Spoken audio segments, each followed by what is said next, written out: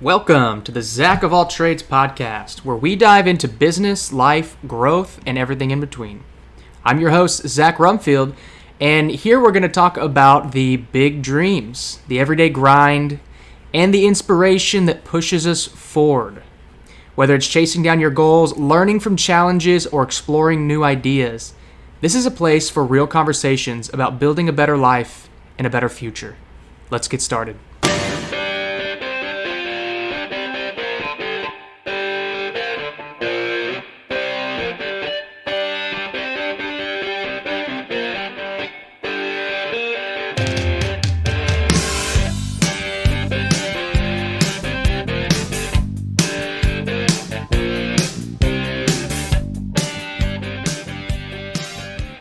I want to start off by reading a speech that was given by Theodore Roosevelt in 1910. It's called The Man in the Arena. It is not the critic who counts, not the man who points out how the strong man stumbles, or where the doers of deeds could have done them better. The credit belongs to the man who is actually in the arena, whose face is marred by dust and sweat and blood, who strives valiantly, who errs, who comes short again and again, because there is no effort without error or shortcoming, but who does actually strive to do the deeds, who knows great enthusiasm, the great devotions, who spends himself in a worthy cause, who at the best knows in the end the triumph of high achievement, and who at the worst, if fails, at least fails while daring greatly. So that his place shall never be with those cold and timid souls who neither know victory nor defeat. Theodore Roosevelt, 1910. Probably one of my favorite figures of history. Probably one of my favorite presidents of all time, I would have to say, definitely. But that's a hell of a speech. And, I think this is what he's talking about here has a lot to do with a lot of the reason why a lot of people don't start taking action. Talked about in the last podcast, taking action. It's the fear and the worry of what people will think and how they'll judge and yada, yada, yada. But like he says here,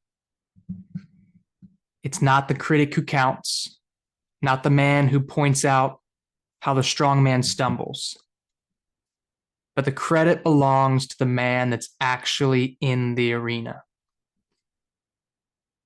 Right? It's the people that are actually getting things done, stepping outside of a comfort zone, stretching boundaries, acting in limitless ways.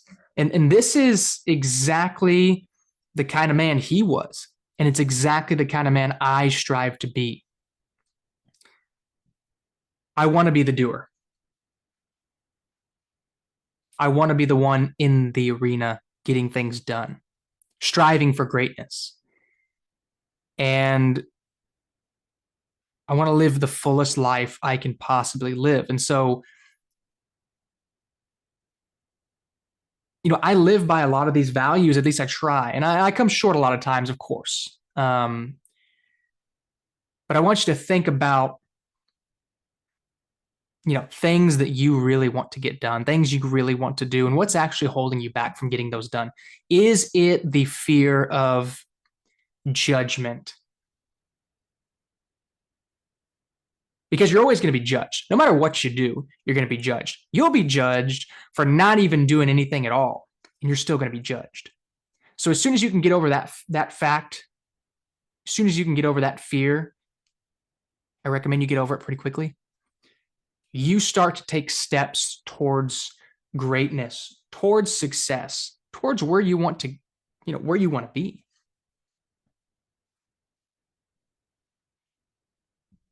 Be the one in the arena. Don't be the one, don't be the critic.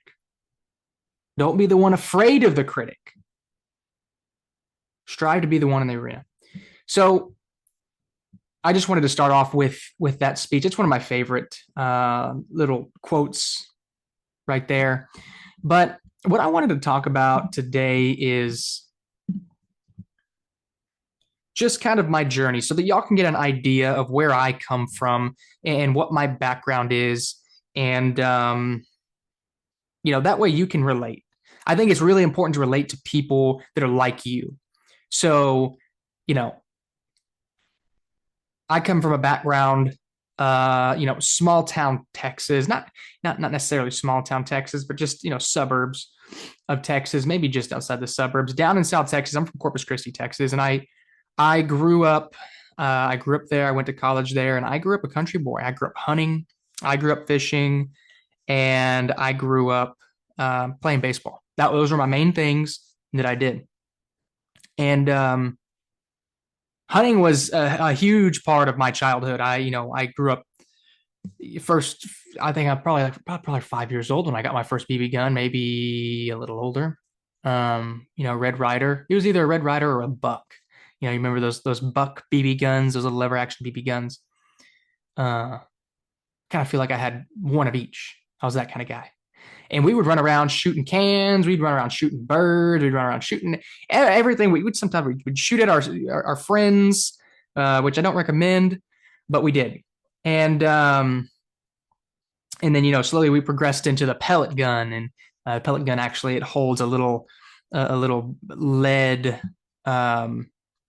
bullet pellet that goes in there. And anyways, we ran around shooting squirrels, skinning squirrels, eating squirrels and rabbits, and shooting birds. Man, we hunted everything that could walk or fly at one time. And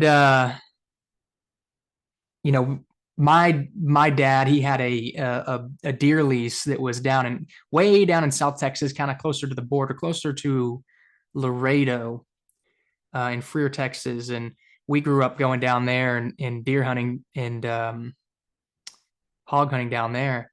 And that place, that was a huge part of my childhood. And we don't have it anymore. It kind of makes me sad thinking about it, but I can remember just about every square inch of that place.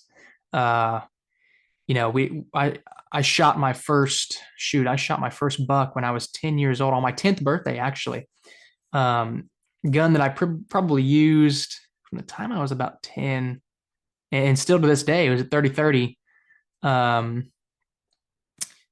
And I killed my first buck, when I was about 10 years old down there in Freer, Texas. And, now that I live in the city, man, I miss just getting out there. I miss hunting.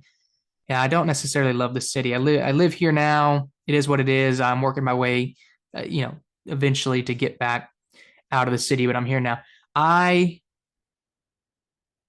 You can take the boy out of the country, but you can't take the country out of the boy. I haven't hunted now in probably 3 or 4 years. It's been a while. And excuse me. And I miss it so much. It's still part of me. One of my dreams, all-time dreams. We have my parents have a cabin that's up in the mountains of New Mexico, in the middle of the national forest. I'm talking literally up in the middle of the national forest. Now, I think New Mexico is kind of harder to get a hunt up there. It's kind of like a lottery draw, but I dream one day to get a open country elk hunt. Maybe I'll try for Colorado. I think Colorado is a little bit easier to get a tag for an elk. That is my biggest dream hunt is an open country elk hunt. I can't wait till I can have some more time on my hands to where I can actually go out and get some elk. I love elk meat. Elk meat is my favorite game meat. It is so good. If you've never had elk, I mean, it's so pure and just delicious. I love it. It is my favorite game meat. I think it's one of the cleanest meats too. Um, and so, anyways, backing up again. So I grew up in Corpus Christi. I grew up a hunter and a fisherman, and I played baseball. Baseball was my life. I played all the way through Division One. I played Division One college baseball at A&M Corpus Christi, and my dream was to talk a lot about my dreams. Got a lot of dreams. My dream was to be a professional baseball player. It's everything that I worked for. It's everything that I wished for. I I wanted to be a professional baseball player, and I didn't care about anything else. And got to a point where there was a problem with that. I developed a problem. I developed such a obsession with becoming a professional baseball player that every time I worked my butt off. I was the guy that was in the gym before everyone, and I didn't leave till everyone was gone. I was the guy that would go out and practice pickoffs, dry run pickoffs on his own. Um, I was just that guy. I was always doing the extra, and whenever I didn't meet my expectations for how I felt like I should have performed, or whenever somebody that was doing less work was not working as hard as me was excelling and was doing better than me, it really bothered me mentally. It started affecting me, and I cared so much that it ultimately led to the downfall of my baseball career. I believe I cared so much that it started becoming a negative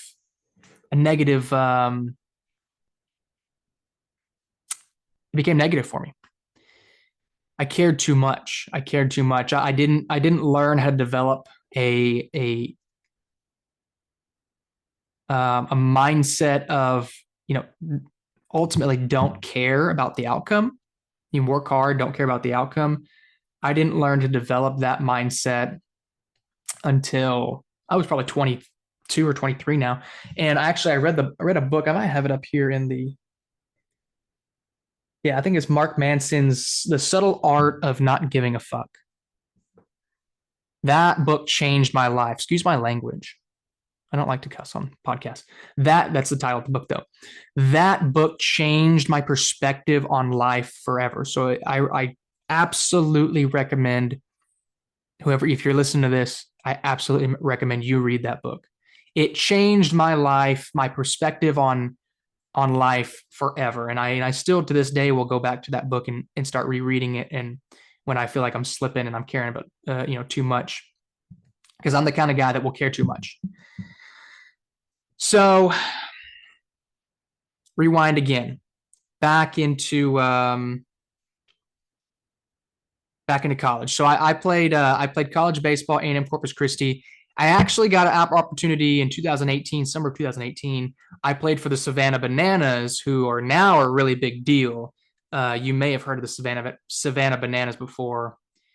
And here's what's kind of funny, and this is kind of going, taking you through my progression, right? So, I learned how to let's back up a little bit again. I learned how to deal with adversity at a pretty young age. From the time I was in Little League, I was the sub. I was the guy that was picked last. I was the guy that was sat on the bench. And I was usually one of the weaker individuals that were on the team. And I started progressing, and I met a guy that's a good friend of mine to this day. He was a little bit older than me, and I was about 12 or 13 at the time, and he was about 23 or 24. And he started mentoring me and coaching me in baseball, and started developing my mindset and developing my athleticism and my skill set with baseball, strength and conditioning and whatnot. And he's really the one that impacted my life at a really young age, probably more than anybody. And he allowed me to start thinking outside of the box on things. And that's why I went from being that sub in Little League, and I started progressing through the ranks. By the time I got to high school, I was one of the top players in my class. And by the time I was a senior, I was the top player in my class. Well, it was me and another guy who I actually ended up going and playing college baseball with. My senior year, I was all state, and and then we went me and you know the other guy, we went on to play college. The only two out of that class that went on to play Division I college baseball. And so fast forward, I played for the Savannah Bananas for a summer, which was pretty cool. It's cool to see what they're doing now. Actually, I highly respect the owner and what he's done with the team. But funny enough, here's where it takes a turn. So after baseball, I started working full time as a tension release therapist. I was working with professional athletes. I was working with general population, helping with pain management, athletic recovery, stuff like that. So I learned a lot about the body. I learned a lot about recovery. It became a really big part of my life, especially being, a baseball player. Of course, recovery is key. If any of you played baseball, you would know that, and especially as a pitcher, because I was a pitcher in college. Um, you got to be able to recover as fast as you can, right? Well, what I wish I would have known back then what I knew today about recovery, because I probably would have been a lot further along. Um, anyways, so I was an athletic, I was a tension release therapist for a while there, and then I got this I took this weird turn in life where I decided I wanted to pursue professional ballroom dance. And how I got to that point, I met someone who introduced me to ballroom dance, and I started taking lessons, and I was asked to become an instructor, and then I was asked to compete professionally, and you know yada yada yada. And so it's funny. I played for the Bananas, and I didn't dance before or during while I played for the Bananas, and it wasn't until afterwards I actually became a professional dancer. It's just funny how I think it's interesting how I took that turn there. And so, anyways, fast forward, I was a professional ballroom dancer for about 3 years there, and I adopted the same competitive mindset I did in baseball. Uh, you know, training every single day, twice a day. I met my fiance um, through ballroom dance. She became my dance partner, and the rest was history. So we competed all over the country. We competed all year round, and we were practicing in the morning. We would work all day long teaching lessons. We would practice in the evening. We were doing I don't remember now. If I think it was about 65, 70 hours a week, maybe more than that, just in total, dancing on the dance floor, spending that much time on the dance floor. It got to be a ton, like a lot on our lives, and really engulfed our lives. And we didn't really appreciate that. We didn't like that our life was just engulfed through dance. And so I decided that, you know, I wanted to marry Sophia. She was my dance partner. She's now my fiance. Wanted to start a life together. And so I decided, you know what? This is not going the way that I want it to go. Not making the money that I want to make. And I have dreams and aspirations that I need to start reaching for in business. I want to be an entrepreneur. I need to start acting like an entrepreneur. And I had already had some online businesses. I ran an online business while I was doing this whole dance thing. And it got to the point where didn't even have time to focus on it. Um, and so I just knew I wanted to be an entrepreneur and I wanted to run my own businesses and I wanted to work for myself. Well, the first main business that I had, I was selling, net gaiters on online. I was kind of doing like not really drop shipping, but I had a whole Shopify website and it didn't really pan out. I was like 20, 21 at the time. I think I was in college at that time. And then fast forward probably 2 or 3 years later, I started a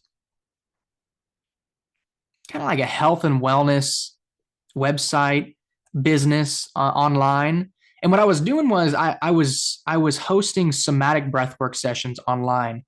Well, a few years before that, when I was a tension release therapist, they asked me to go and get certified in this modality of somatic breathwork. And this is a cool story. So listen to this. So I wasn't even supposed to go to that. The owner of the company was supposed to go and get certified in that, and she was supposed to be the somatic breathwork practitioner of the company, but she got sick. And then the other owner also couldn't go. And so what ended up happening was they sat me down, and I was like the kind of newer, not newer, but I was the pup of the group, of the team. And they sat me down. They said, "Hey, we're going to send you to a 4-day training in Austin to get certified in somatic breath work." And I was like, "To get what? What is somatic breath work? What is breath work?" I had no idea. Am I going to learn how to breathe? I thought I was just going to learn. I didn't know what I was going to learn. Honestly, I had no expectations. I had no idea. And so they sent me to this 4-day training. And I remember when I got there early. I like to be early at things. And I got there early and I sat in the room and I was all by myself for like 10 minutes. I was like, geez, nobody's here. Am I in the right place? Well, about 10 minutes after I had sat down, one of the owners of this somatic breathwork company came in the door and was like, "Hey, we're actually in the other room upstairs." I was like, "Oh, geez." So, um, this guy's name was Fish, and I met him, and I was like, "Hey, this guy's kind of a cool guy. Like, seems like a pretty normal dude. Not like someone that I wouldn't get along with. Seemed like a pretty cool dude." I was like, "Okay, cool." Went upstairs, went to the next room, and I met the founder, the guy that really created the creator of this modality, Stephen Jaggers, and you could tell he was an interesting guy right away, like interesting in a good way. You could tell he had an aura about him as soon as you walked in, and me, I'm just like country boy, never heard of breath work before, walking in, about to get trained for 4 days in this modality, and so I go into the room and I sit down, and you have all these people that are in there, and I'm just kind of sitting around like, man, this isn't like, it was mostly women, and actually I think I was the only guy. No, there was one other guy. There was one other guy that was in the group, and it was like 20 women, and then me and another dude. And I was just thinking to myself, I was like, what am I doing here? Like, these people are not my type of people. I just wasn't used to it. I'd never been I was in Austin, Texas, and I had just never been around anything like this. Well, I was super skeptical. But then we go through the first day, and Stephen is going through his teachings and his trainings on trauma and on stress and the nervous system, and I'm just thinking like everything he's saying is like landing. I'm like, wow, that makes sense. No, that absolutely makes sense. Everything he was saying makes sense, makes sense. And then at the end of the day, we actually got to go through a full hour and a half long session of somatic breath work. And that day changed my life forever. I was never the same in a good way. I was never the same again. I was different. To this day, it changed my perspective, kind of like that book, The Subtle Art of Not Giving a F, changed my perspective on life. Actually, I believe I read that right after I did breathwork. So breathwork was kind of the start of that whole change in my life, that whole dive into self development, into health optimization, biohacking. That one day that changed my life forever. I came out of that breathwork session like, whoa, I felt like I was literally floating. If you've ever seen Dragon Ball Z, whenever they float on those clouds and they're like sitting, Indian style, crisscross applesauce, and they're like floating on the clouds, that's exactly how I felt. Felt like I was floating. It was the coolest thing.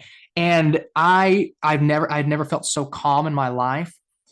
And I realized on that day that I just wanted to help people. I wanted to make the world a better place in some way, shape, or form. And so, um, fast forward, I ended up creating an online health and wellness breathwork website where I was running somatic breathwork sessions online while I was a professional dancer doing my 75 100 and 1,000 hour week, whatever it was.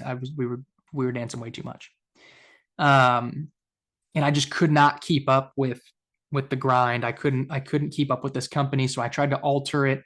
And I actually created these blue light blocking red lensed glasses that I was selling on there, and it wasn't working out. I had no business background, didn't know what I was doing. I was just kind of winging it, and when you're winging it 3 hours, 4 hours a week working on it's not going to go anywhere. You're not spending enough time invested, and it just didn't go anywhere. So I ended up closing it down, spent way too much on that, and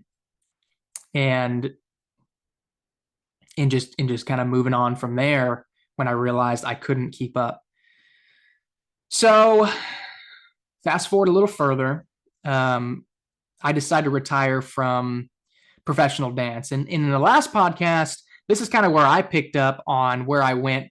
This has been in the last year or so, about a year now. And in the last podcast, I kind of talked about where I went from quitting ballroom dance to getting a refinery job just to hold me over. Well, when I quit ballroom dance, that's actually when a huge opportunity presented itself to me. And a friend of mine, one of my former students actually, had came to me and was like, "Hey, do you want to open a health and wellness studio of some sort with me? And I'll fund it, and you be the sweat equity, you run it all." And I was like, "Yeah, yeah, that's exactly what I've been looking for. I've been looking for a partner, someone with liked interests, with thought like I do." It's like, "Yeah, absolutely. Like, let's sit down and talk about this." So we sat down and we started planning this whole thing out, and we're going, from one direction to another, and we don't really know what we're going to do. It's going to be a cafe. It's going to be, a gym with a cafe, and then it's going to be a gym with a cafe and a yoga studio and Pilates, and then it's going to be, then we can add an airport so rich people can fly in and work out and get a coffee and then fly back. We had all kinds of ideas, and or maybe it was just me that had all those ideas. And then one day she came to me and she was like, "Hey, check this out." She sent it to me on Instagram. She sent this reel of a company out of LA called Pause Studios. And it was like a health optimization studio that specialized in infrared sauna and contrast therapy, float therapy, which is sensory deprivation, photobiomodulation, which is like your LED light therapy, IVs, yada, yada, yada, etc. And I just thought, that's awesome. That's what we need to do. We should do something like this. We should create this. And she goes, well, I've already got a call with the owners. I'm like, oh, yeah, call next week. Okay. So we got on a call with the owners. We start talking to them. It's a franchise, right? So they're franchising it out. And we ended up, long story short, signing a contract with them. And we're now opening a pause studio here in Houston, Texas. And it's a long build out, right? So that was it was about a year ago now. It was about a year ago now that we figured all this out. And now we're about to get the keys to our location, and we're about to start construction. And so we should be open in about February of 2026. And I can't wait. It's absolutely incredible. It's beautiful. If you've never seen a pause studio before, go right now on Instagram and type in pause, Pause studio. I'm thrilled. I mean, I'm more than thrilled. I'm so excited. I'm going to be the GM. I'm going to run this place. We've got 2 locations that are going to be opening, maybe even 3 in Houston. And so that's what we're waiting for. We're just waiting for the opening day. We're getting all of our, we're dotting our T's and crossing our I's. I know I said that wrong. Crossing our T's, dotting our I's. Just waiting for that day. So in the meantime, what I decided to do was I went from job to job. I was in the refineries, and then I did a sales job, and then I did I got frustrated with the sales job, and I decided, you know what? I got to make income somehow, some way. And the only way I really, to the best of my ability, know how to do that is to just help people at their house. I said, what can I do? I'm going to go clean windows and I'm going to power wash. That's what I'm going to do. I'm going to go door knock and I'm going to clean people's windows and I'm going to power wash their house. I had no idea if it was going to work. I saw a guy on Instagram do it and make a lot of money. So I was like, I'm going to try it. And it blew up in a good way. Like it was a complete success. I'm in the right area here in Memorial in Houston Memorial, and it's what was supposed to be just something to get me by has turned into a full on business that there's no way I can just shut it down. It's too good. It's too profitable. I've got to get somebody that can run this now. So this is the first time that I have created a business. I think this is business number 3. 1, 2, 3, 4. Probably 3. I think it's business number 3. Business number 3 is a success. It is profitable already. I started with no equipment, FYI, no money. I had no money to start. I started just by licking the windows clean. I'm just kidding. I started with the very littlest amount of equipment you can absolutely have. It was just a squeegee and a brush and a little bucket. And now I've got thousands of dollars worth of equipment. I've had 3 employees that worked for me this summer they're now back in school, so they're not working for me at the time. And it's just been excellent. It's been fantastic. And you know what? Everything that I've done up until this point has led me to the success. All of the trainings I went through, all of the sales trainings, all of the work, all of the just everything has led me up to this point where I've created a successful business at this point. I mean, granted, I haven't been open that long. I understand that. But it's so simple. I can literally just go out tomorrow and I can make $1,000. That is that's the cool. I can't even express to you how cool that is. I think I'm about to run out of time because I'm recording this on Zoom. I used to have the premium where you could, go for hours, but now it's like 45 minutes. So anyways, long story short, that's my journey. That's where I've come from.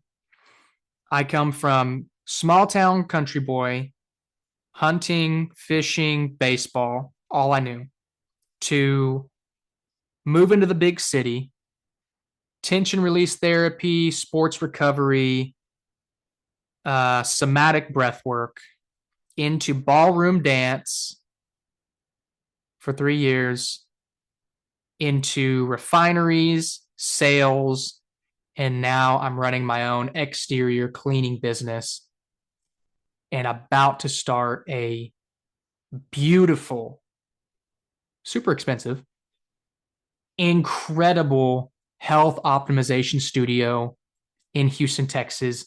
In fact, we're doing 2, maybe even 3 if things go really good. I'm blessed. I've surrounded myself with the right people. I would not be able to be doing this without my business partners. And I would not be able to do this without striving and pushing the limits and not and going outside the box and not going with, oh my gosh, when I quit school, when I quit college, I thought my parents were going to kill me. I had people calling me. I had people calling me that were like friends of my dad's. Well, I mean, friends of mine too, but like real closer with my dad, like trying to convince me to go back to college. Had a lot of people doing that. I was like, no, no. Why would I do that? Why would I do that? I don't, that's not the route for me. I was a good student. I was an AB student. I wanted to be a physical therapist at some point or a chiropractor. I didn't want to do school anymore. I was burnt out. Baseball was over. Why am I still doing school? I want to be an entrepreneur and apparently a ballroom dancer. By the way, if you don't know how to dance, go and learn how to dance. Anyone watching this needs to go learn how to dance. Whether you're single and you want to pick up women or men, or you're um, or you're married and you want to learn a skill with your spouse that you can do the rest of your life, absolutely go learn how to dance. I don't regret it one bit. Great time. I now forever can dance like I never thought I could before in my life, and and I'm super grateful. So we're reaching the 45-minute mark here on my Zoom application. We're gonna see what happens right here. Might cut me off. No, I think we're good. No, I think we're good. Still here? Yeah. I don't know. Maybe they changed it. But anyways, so the point being, the reason that I say all of this is not to, trust me. I'm not the one to gloat, or I'm not the one to brag. But I really don't have anything to brag about. I haven't done anything yet. I'm just in a good direction. I'm simply stating all of this so that whoever listens to this has a chance to relate. Maybe you come from a similar background. Maybe you have similar aspirations. Maybe I don't know, maybe you want to change the world too. I simply do this so that I can relate to my audience and whoever's listening to this. So even though we didn't get cut off here by Zoom, that was my story there, and I'm not going to go on too much longer with that. My story is still unfolding. I still have a lot to accomplish, a lot to do. I still have a lot of dreams that I want to reach for, a lot of business ideas that I'm still got in the chamber. Um, and so I'm going to make the most of my life. I'm going to make the most of my life, and I'm going to live the fullest that I can in this lifetime.